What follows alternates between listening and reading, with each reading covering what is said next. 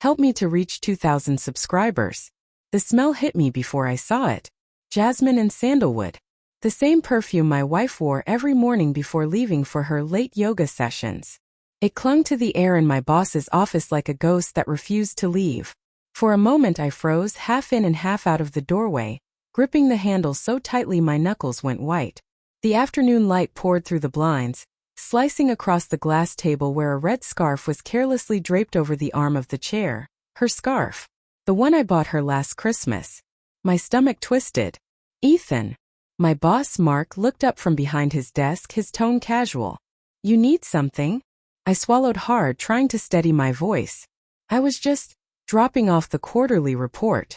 He smiled, that easy corporate grin he wore like armor. Appreciate it. You can leave it there. I stepped inside, heart pounding. Every nerve in my body screamed that something was wrong. The perfume wasn't faint, it was fresh, as if someone had just been here. My eyes scanned the room. The second coffee mug. A faint smudge of lipstick on the rim. Her shade rosewood coral. I forced myself to breathe. New cleaner or something? I asked lightly. Mark glanced up, amused. Why do you ask? Smells familiar, I said. He leaned back, smirking. Loyalty has a scent, doesn't it? Can't quite define it, but you know when it's missing. The word loyalty hit me like a slap. He'd been making those jokes for weeks during meetings. About trust. About knowing who's really on your team. Everyone laughed. I used to laugh too. But now every chuckle felt like a dagger twisting deeper. I left the report and walked out, my mind a storm. That night I tried to convince myself it was nothing. Maybe she'd dropped by my office once to surprise me, and the scent lingered. Maybe someone else wore the same perfume. Maybe the scarf was coincidence. But the image of that lipstick stain kept replaying, looping like static in my brain. When she came home, Emma was humming softly, her hair pulled up, her phone in her hand. She looked radiant, effortlessly so. And I hated that I still felt love for her even as doubt gnawed through me. Hey babe, she said, leaning in to kiss me. Rough day. Same old, I murmured. Her perfume hit me again. Fresh and unmistakable. My chest tightened. You still going to yoga tomorrow? I asked. She nodded, reaching for a glass of wine. Yeah. Why? I shrugged. Just curious. You've been going a lot lately. She laughed softly. You make it sound like I'm having an affair. The words hung between us. I stared at her, searching for a flicker of guilt, but she smiled easily and changed the subject. I wanted to believe her. God, I wanted to. The next morning I followed her. Not because I didn't trust her, I told myself, but because I needed to prove my paranoia wrong. To calm the storm in my chest. She drove downtown, past the gym, past the yoga studio, into the business district. She parked 2 blocks from my office building. My pulse spiked. I stayed far enough behind that she wouldn't notice, watching as she adjusted her coat, checked her phone, and walked straight into Mark's building. Every rational thought evaporated. Minutes stretched into hours. I sat in my car gripping the steering wheel until my palms were slick with sweat. When she finally emerged, her hair was messy, her lipstick faded. She looked different. Lighter. Like a weight had been lifted from her shoulders. That night she came home smiling. She kissed me longer than usual. I felt her warmth, her softness, her scent, and it made me sick. Days passed in a fog. I kept working, pretending, smiling through clenched teeth as Mark called me into meetings, clapping a hand on my shoulder, talking about trust and team loyalty. Every time his eyes lingered too long, like he knew. Then one Thursday he left his office door slightly open. I walked past with a stack of files and saw her purse, Emma's leather purse, on the floor beside his desk. I didn't confront him. Not yet. Instead I waited. That weekend I told Emma I had to work late. Instead I returned to the office, used my keycard and entered Mark's room. The lights hummed softly. His desk was cluttered with papers, a tie draped carelessly over the back of his chair.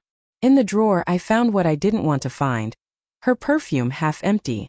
And beneath it a photo. A selfie. Mark grinning, Emma's head on his shoulder. My throat closed up. My entire body trembled as I stared at it, trying to understand the faces I thought I knew. I didn't sleep that night. When Monday came I walked into the office early. Mark was already there, sipping coffee, looking smug. Morning, Ethan, he said. You're early. Couldn't sleep, I replied. He nodded, eyes sharp. Everything okay at home? The way he asked it wasn't concern. It was provocation. I think so, I said quietly. Though sometimes I wonder what loyalty really means to people. His smile faltered just slightly. I placed the photo on his desk. For a moment he didn't speak. Then he exhaled slowly, setting down his mug. You weren't supposed to find that. I laughed short, bitter. You weren't supposed to take it. He leaned back, unbothered. Ethan, you're a good guy. But marriages end. People grow apart. Maybe she just needed someone who saw her. The calmness in his tone shattered something inside me. She was my life, I whispered. My whole damn life. He shrugged. And now she's mine. That was it. The world tilted. My hand shot out before my brain could stop it, grabbing the edge of his desk and flipping it over. The sound of shattering glass echoed through the office. He didn't move. Just stared, almost pitying. I walked out before security came, trembling, gasping for air. I didn't go home. Not that night. Not the next. When Emma finally found me at a motel 3 days later, her eyes were red, her face pale.